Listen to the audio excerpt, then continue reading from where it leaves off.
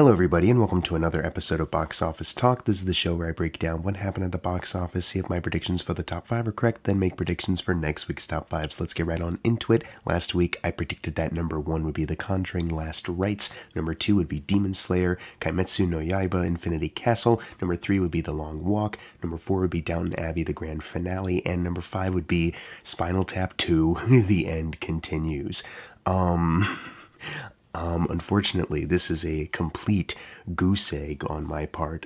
0 out of 5 of my predictions right for this weekend. One of you did manage to get your predictions right. I do know that. Here's your shout out now. Congratulations on getting it all correct here.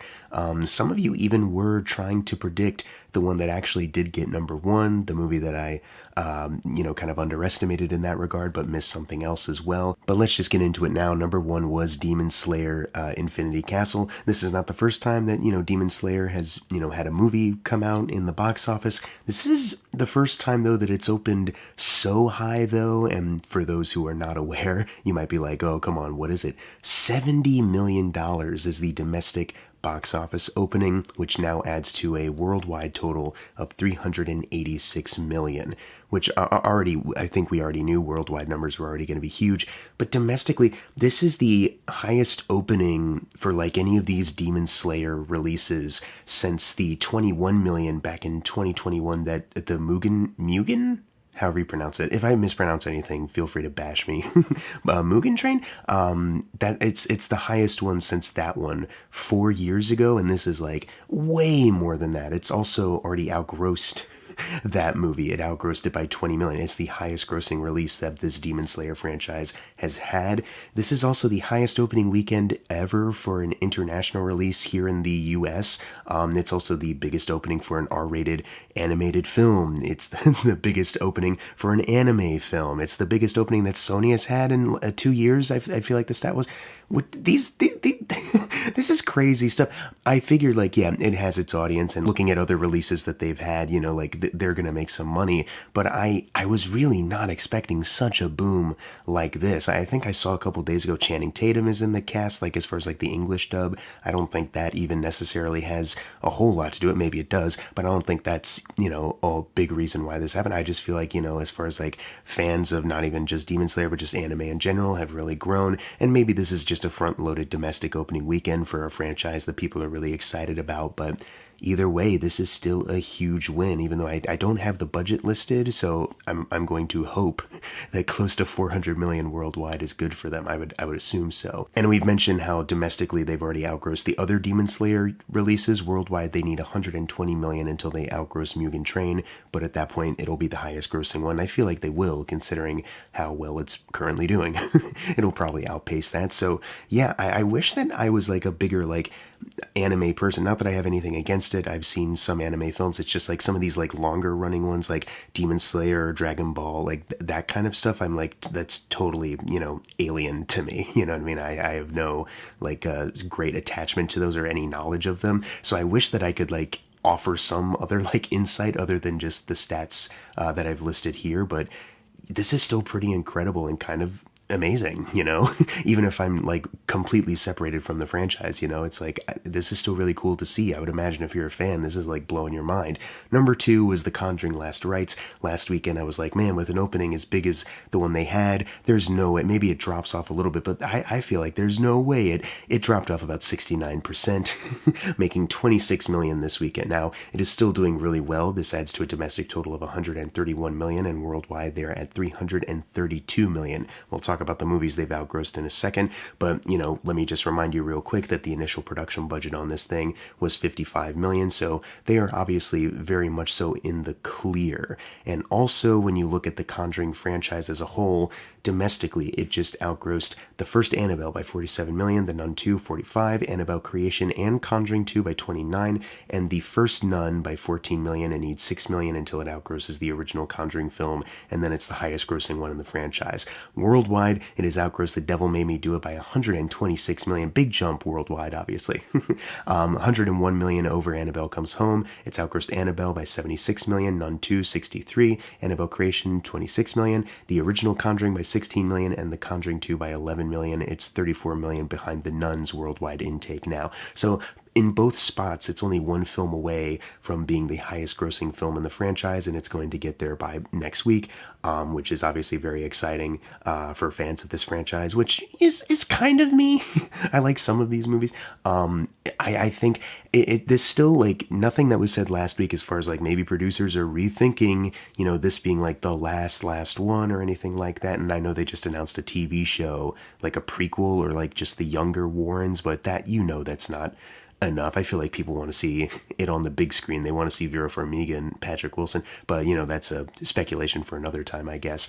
I feel like everything that was said last week about how great it was, and in fact, some of the numbers that officially came in the next day, said that, The Conjuring Last Rites actually had the best opening for a horror movie ever. It's not behind anything, best global debut. So that's also really exciting. It's just that, yeah, I guess it was incredibly front-loaded, which I thought was not going to be the case, but it kind of was. But maybe it is just the Demon Slayer factor, or maybe it's not.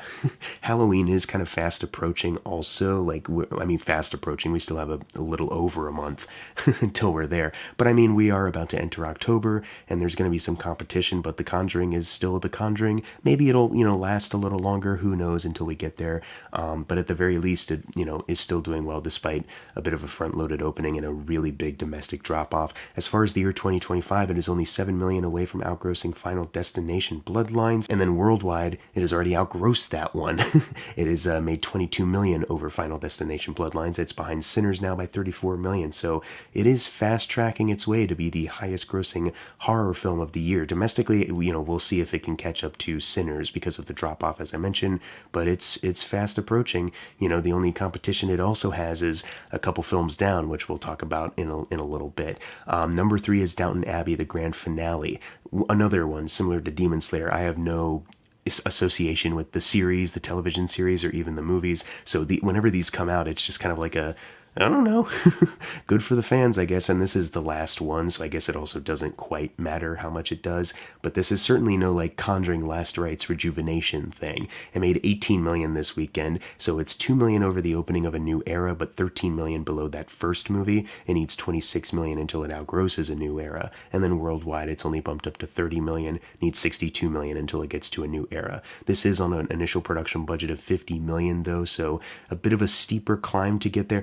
And yeah, that movie in 2019 made the most money, and then A New Era kind of had a bit of a dip, and now this one, it's kind of looking like it might be doing the same thing. I don't even know if it'll have the same kind of hold power that A New Era did. I don't know if it can outgross it domestically or worldwide, but, like I said, it's the last one, and I have no association with this franchise, so, I have nothing riding on this doing well.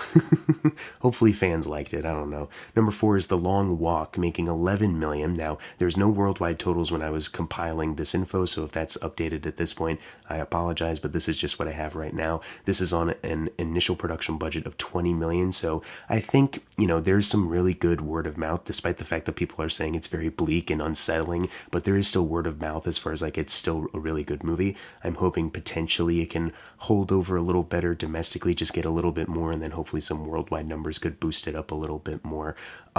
As it stands right now, it's fine. I wish it was doing a little bit better just because, it's Stephen King. I was kind of hoping maybe a bit more of a drive to see it. Obviously, the Demon Slayer thing and The Conjuring is still doing well.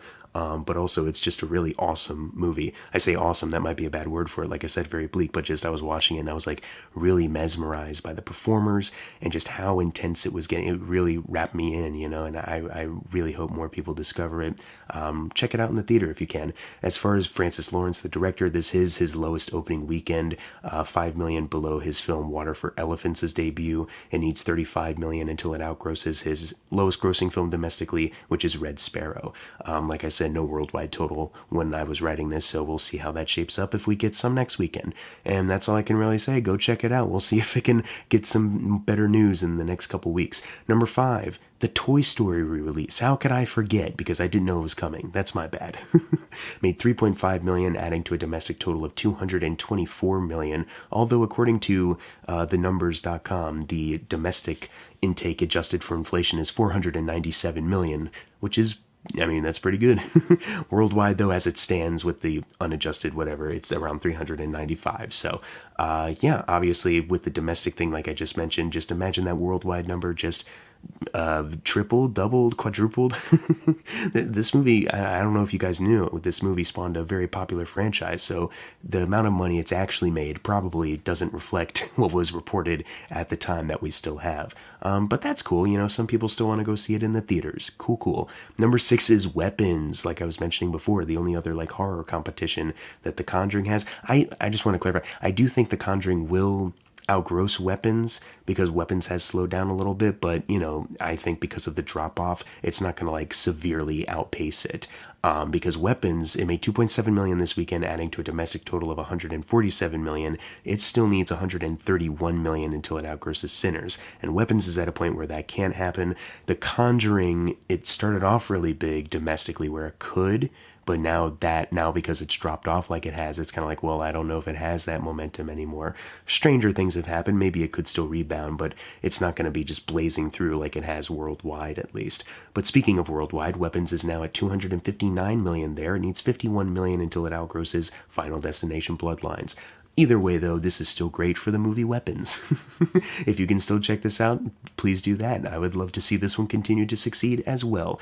Number 7 is the Hamilton release. Obviously not sticking around that much longer. You could say last weekend was a front-loaded opening, but also it wasn't that big, so it's kind of like, it's just kind of the natural progression here. So 2.2 million, adding to a domestic total of 14 million. So a little over their initial production budget of 12.5, allegedly, if they even need that number. I think they're fine, just considering how popular and how much money they've made off of the Broadway show already. Anyways, number 8 is Freakier Friday, making 2.1 million, adding to a domestic total of 91 million, needs 19 million until they outgross the original film. Worldwide, it is at 146 million, where they need 14 million to get to that original film. Slowing down a bit now where it's looking like that won't be possible. Like, maybe if they get more places released worldwide, maybe that'll squeak by, but domestically at least, I think it's safe to say it's done. But hey, they've made their money back. They've tripled their initial production budget. They got close to quadrupling it. That's pretty good. Better than number 9, which is Spinal Tap 2, The End Continues. And I was shocked. I saw this movie on Wednesday. It's whatever. It made 1.6 million this weekend, but I was shocked that the budget is $22.6 million. Dude, what? And I looked it up, like the original This Is Spinal Tap, and of course that was, released in the 80s. That cost like about $1 or $2 million to make that movie. This movie needing 22.6 million, and it doesn't look as good as that original film. It feels more relaxed, like low stakes, like ain't nothing going on. I cannot believe that is the amount, like even that amount, which may sound low compared to some other budgets that we've seen, but that still seems a lot compared to the original film and then also now. I know adjusted for inflation, blah, blah, blah, but still. Either way, as far as opening weekends, once again, disregarding adjusting for inflation, this is 1 million over the original film, and it needs 4 million until it outgrosses that run that it had then. But This Is Spinal Tap obviously had a great cult following, and it grew in popularity in years. So as far as like the overall return on investment, this movie I don't think will ever live up to, or be able to ride the wave of the goodwill that original film had. And then finally, closing out the video, number 10, The Sound of Music, another re-release. This in Toy Story, ain't that something? Made 1.4 million, adding to a domestic total of 164 million, and then worldwide it is sitting at 286 now. But like I said, for the original Spinal Tap, for Toy Story, adjusted for inflation is a thing. This is probably way higher, but I don't have those numbers on me. I think I read somewhere that it might even hit like 2 billion. Like the overall worldwide kind of numbers added up could hit 2 billion, which is kind of insane. But you know what? Good on this movie. This is a delightful film. Now it's time for the fun part, the predictions for next week's top 5. I don't know, because I tried to check Fandango to see if Demon Slayer was still playing, and I feel like the site hasn't really like been fully updated, so they have some of the newer titles, but not some of the ones coming out. I feel like with the big success it had here, they would be fools not to keep Demon Slayer there. So maybe it'll have a bit of a drop off, but I also do think potentially Demon Slayer could still be number 1. Maybe this is naive. Maybe I'm going to bite myself in the ass like I do constantly, but yeah, I think I'll go with that again for this one, just because it made news how well it did in theaters, so maybe, that can carry over as well. Number 2, I think, could be Him.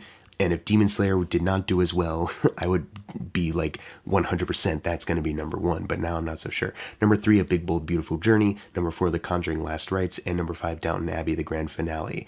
Can't wait to see how I fucked this up, because I probably did. Anyways, what are your predictions for next week's top 5? Leave them in the comments below. And as always, thank you guys for watching. Make sure to subscribe. I'm Jackson Fulcher. See you guys next time.